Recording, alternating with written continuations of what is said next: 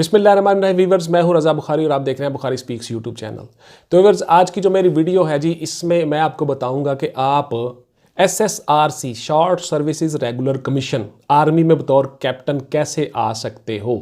तो इसमें medical corps में जो चीज़ें हैं, जो मेडिकल कोर में आप अप्लाई करते हो, उसमें आते हो, डायरेक्ट कैप्टन बन जाते हो, उन सारी चीज़ों को मैं आज की वीडियो में डिस्कस करूंगा।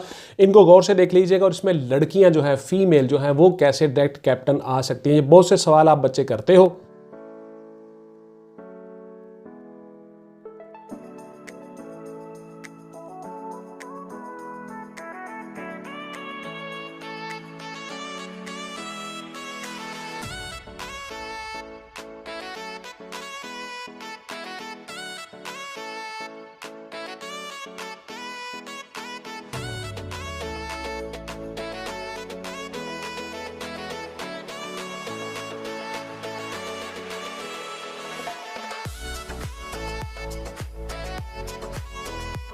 तो उस पर मैंने ये वीडियो बनाई हुई है कि MBBS करके आप डायरेक्ट कैप्टन मिलिट्री में कैसे आ सकते हो, कैसे अपनी सर्विस का आगाज़ मिलिट्री में डायरेक्ट कैप्टन के तौर पे कर सकते हो।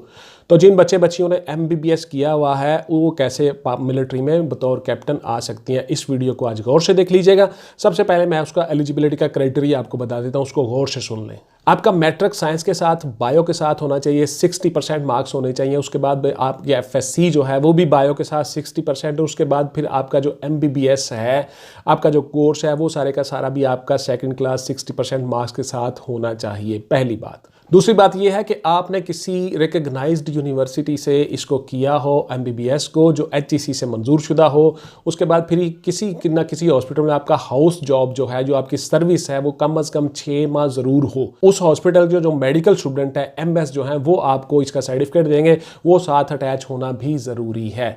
उसके साथ साथ व्यूअर्स, एक खास बात वो ये है कि जिन बच्चों ने MBBS का फाइनल एग्जाम दिया हुआ है और रिजल्ट अवेटेड हैं, वो होप सर्टिफिकेट पे भी अप्लाई कर सकते हो। यानी उसी कॉलेज का, उसी का जो MS है, जो मेडिकल स्टूडेंट है, उसी कॉलेज का, उसी यूनिवर्सिटी का, वो आपको एक होप सर्टिफिकेट देगा जिस पे ऊपर लिखा होगा कि ये बच्चा पास हो जाएगा और 60% मार्क्स ले जाएगा। उसके ऊपर भी आप अप्लाई कर सकते हो। ये भी बहुत से बच्चे मुझसे सवाल करते थे, वो भी गौर से सुन लें। मैं ये जो वीडियो बना रहा होता हूँ, इनमें सब आपके सवालों के जवाब भी शामिल होते हैं। इसके अलावा भी अगर आपकी कोई क्वेरी हो, आप मुझसे ज़रूर पूछिए। वीडियो को गौर से देखा करें, एक एक जुमले को, उसको स्किप मत किया करो।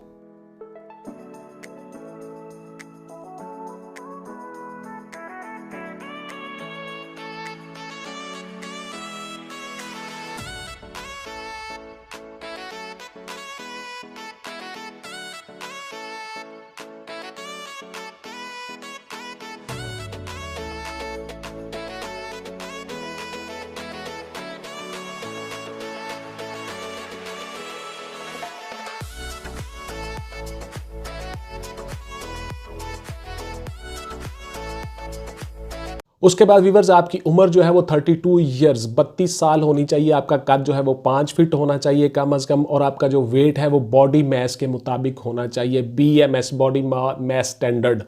बॉडी मास स्टैंडर्ड के मुताबिक होना चाहिए। वो एक चार्ट बना होता है, उसके ऊपर कद, आपका वजन, आपकी हर चीज़ लिखी होती है। उसके बाद आपकी 6x6 नज़र, ग्लासेस और विदाउट ग्लासेस होनी चाहिए।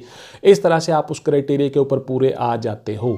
तो व्यूअर्स, इस क्राइटेरिया पे पूरे आने वाले जो कैंडिडेट्स हैं, उनको फिर बुला लिया जाता है और उनको ISSB के थ्रू प्रोसेस से गुजारा जाता है। ISSB में उसी तरह से उनके सारे एग्जाम होते हैं और शॉर्ट से एग्जाम होते हैं। जो रेगुलर कमीशन में जो बतौर सेकंड लेफ्टिनेंट बच्चे आते हैं, उस तरह से उनका ISSB नहीं होता। इंटर सर्विस सिलेक्शन बोर्ड जो है, इनका मेडिकल वाले बच्चों का कुछ अलग से तरीकाकार है। उसमें बहुत थोड़ी थोड़ी चीज़ें शामिल होती हैं और इस तरह से उनको 4 हफ्ते की ट्रेनिंग करवाई जाती है ISSB के बाद। Viewers, army institute of medical sciences या मेडिकल सेंटर रावलपिंडी, वहाँ पे इनको 4 हफ्ते की ट्रेनिंग करवाई जाती है। उस ट्रेनिंग में इनको बताया जाता है मिलिट्री के मुताबिक हाउ नाउ रूल्स। डॉक्टर्स ये पहले ही होते हैं, प्रैक्टिस ये पहले ही कर रहे होते हैं। इस तरह से उनको मिलिट्री का थोड़ा सा डिसिप्लिन और इस तरह की चीज़ें सिखाई जाती हैं, रूल्स सिखाए जाते हैं। उनको यूनिफॉर्म का तरीका बताया जाता है, यूनिफॉर्म पहनना, सारा कुछ, ये सारी की सारी SOPs।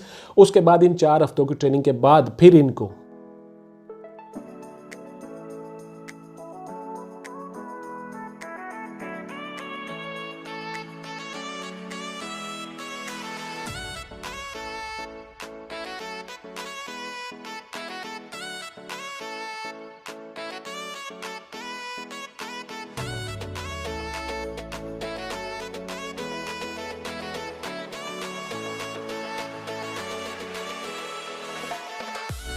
पीएमए में शॉर्ट सा कोर्स करवा के 2-3 हफ्तों का, 4 हफ्तों का, उसके बाद फिर इनको वापस दोबारा से किसी ना किसी सीएमएच में जो सीनियर डॉक्टर्स होते हैं, जो मेडिकल कोर के जो सीनियर ऑफिसर्स होते हैं, उनके साथ इनको अटैच किया जाता है। बाकायदा यूनिफॉर्म पहनते हैं, डायरेक्ट कैप्टन के तौर पे इनको इंडक्ट किया जाता है। इनको यूनिफॉर्म के साथ फिर वो सारी की सारी चीज़ें सिखाई जाती हैं, डिपार्टमेंटल रूल्स सिखाए जाते हैं, मिलिट्री रेगुलेशंस, रूल्स, SOPs सिखाई जाती हैं, और उसके बाद फिर मेडिकल कोर में कैसे कैसे इन्होंने काम करना होता है वो सारी की सारी चीज़ें इनको सिखाई जाती हैं सीनियर्स के साथ। इस तरह से इनकी पोस्टिंग हो जाती है और बतौर कमीशन ऑफिसर डायरेक्ट कैप्टन ये मिलिट्री में आ जाते हैं। तो व्यूअर्स, बहुत से बच्चे सवाल करते हैं कि सर ये जो डायरेक्ट कैप्टन आते हैं शॉर्ट सर्विस रेगुलर कमीशन के थ्रू, जो डायरेक्ट कैप्टन आते हैं, तो क्या इनकी प्रमोशन भी वैसे ही होती है? जी बिल्कुल, इनकी प्रमोशन उसी तरह से होती है जिस तरह दूसरे कैडेट्स की होती है। इसी तरह से ये मेजर बनते हैं, उसके बाद फिर लेफ्टिनेंट कर्नल बनते हैं, कर्नल बनते हैं, ब्रिगेडियर बनते हैं और फिर जनरल बनते हैं। इसी तरह से ये स्टेप बाय स्टेप जाते हैं ऊपर, जिस तरह से रेगुलर वो जाते हैं लेफ्टिनेंट बनने वाले, और जो ISSB करके डायरेक्ट जो कमीशन लेते हैं रेगुलर लॉन्ग कोर्स में, उसी तरह से इनकी लॉन्ग कोर्स वालों के साथ ही इसी तरह से इनकी प्रमोशन होती है, और उसी तरह से इनका क्राइटेरिया होता है, उसी तरह से इनके इख्तियारात होते हैं, उसी तरह से इनकी ग्रेड होते हैं, उसी तरह से इनकी तनख्वाह फिक्स होती है और उसी तरह से इनकी पार्स होती हैं।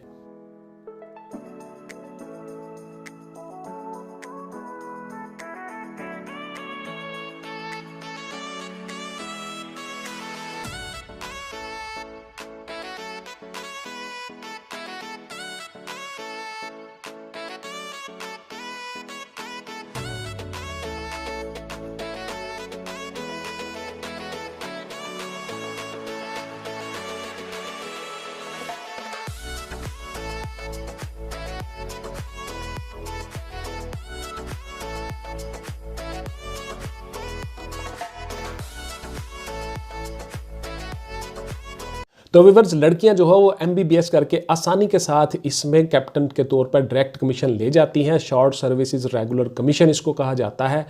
तो SSRC के ज़रिए से लड़कियां आसानी के साथ कमीशन ले जाती हैं और मिलिट्री में बाकायदा कैप्टन के तौर पे अपनी सर्विस का आगाज़ कर लेती हैं ग्रेड 17 में। तो व्यूअर्स, और बहुत से सवाल बच्चे करते हैं कि सर ये नेवी में जा सकती हैं, ये एयरफोर्स में जा सकते हैं। तो ये तीनों फोर्सेस में CMH combined military hospital, CMH combined military hospital, ये तीनों फोर्सेस में काम करती हैं और तीनों फोर्सेस में जाती हैं। पाकिस्तान एयरफोर्स में भी मेडिकल कोर में, और उसके बाद फिर पाकिस्तान मिलिट्री में मेडिकल कोर में, और उसके बाद पाकिस्तान नेवी में मेडिकल कोर में CMH में ये ड्यूटीज़ अंजाम दे रही होती हैं। इनकी इंडक्शन तीनों महकमों में हो जाती है बतौर कैप्टन। तो व्यूअर्स, ये रेगुलर कमीशन होता है और रेगुलर और तनख्वाह होती है और रेगुलर ग्रेड होता है, सेम उसी तरह जिस तरह मिलिट्री के लॉन्ग कोर्स वाले बच्चे जो होते हैं एज अ सेकंड लेफ्टिनेंट आते हैं, उसी तरह से सेम। तो बच्चों, इसके साथ साथ इनको जो मिलिट्री के हमारे जो हॉस्पिटल्स होते हैं, जो हमारे मेडिकल ट्रेनिंग इंस्टीट्यूशंस हैं, उसके बाद जो मेडिकल सेंटर हैं मिलिट्री के रावलपिंडी में, इस्लामाबाद में, मुख्तलिफ जगहों पे, उसके साथ साथ वहाँ पे बतौर टीचर भी ये काम कर रहे होते हैं, यानी नए आने वाले लोगों को सिखाते भी हैं, टीचिंग भी करते हैं मुख्तलिफ मिलिट्री हॉस्पिटल्स में, मुख्तलिफ CMH में, वहाँ पर ये बच्चों को सिखा भी रहे होते हैं।